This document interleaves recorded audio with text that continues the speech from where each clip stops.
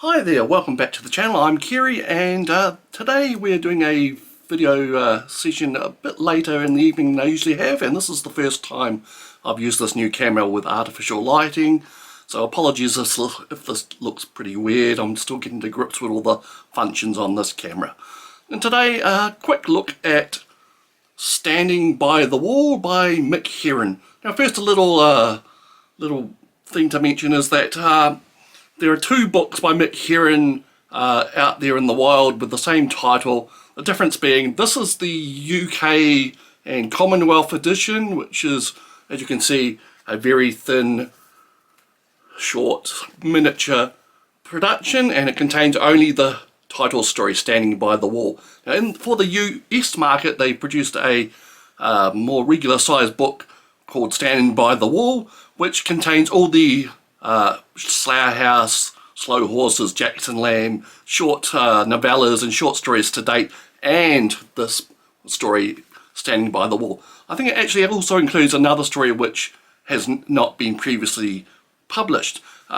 Anyway, so depending on your desires, whether you already have the Slough House novellas in their individual books or you don't have them, it's probably a good bet to buy the US version, which I'll show the cover of now, hopefully.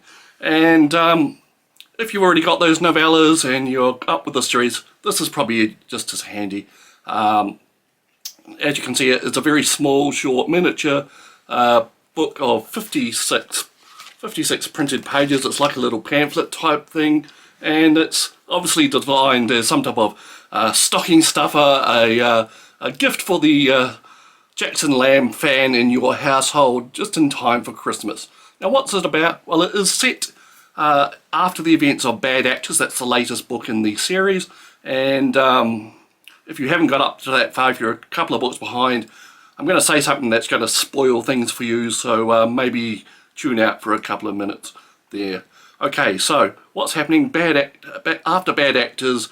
It is Christmas Eve at Slough House, and Jackson Lamb has received a mysterious present for Christmas. He yells for Roddy Ho to come upstairs and take instructions from him, and he gets Roddy Ho to digitally alter an old photograph. The people in which we are not quite sure who they are. Roddy Ho, as he gets to work, he starts having an elaborate fantasy about how everything will crawl to a halt without his amazing abilities, and everyone is not so appreciative of his greatness and that type of thing. Meanwhile, here's the spoiler bit, River Cartwright comes by for a visit. He's convalescing still after the nerve agent attack a couple of books back. He meets the current team at Slough House, and they're not all appreciative to see him. He says he wants to drop in and see Jackson Lamb, and they tell him, no, that's not a good idea at this time. Will he take heed of their advice? We'll have to see later in the book. And that is pretty much it, really. There's not a lot else going on. There's only 4 or 5 scenes. Each of the characters gets some good lines. There's a lot of introspection from some of them. Catherine Standish gets to give them a blast about being careful around alcohol.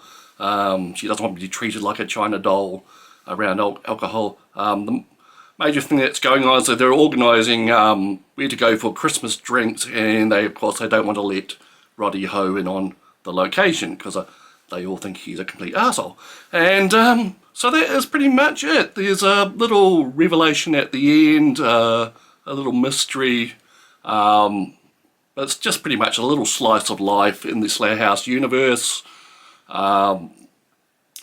If you're a big fan of the series, you'll want to read this. It moves things along a little bit and leaves other things unresolved. Like I said, it's only 56 pages, so you could probably read this in about half an hour, if that. Just a little return visit to these old friends of yours from the series, and it's just in time for Christmas, like I said, so lay those hints with the people around you if you want this. And if you're in the US and don't have the other novellas yet, get the other book with the same title. Alright, that's me for tonight. We'll see you next time.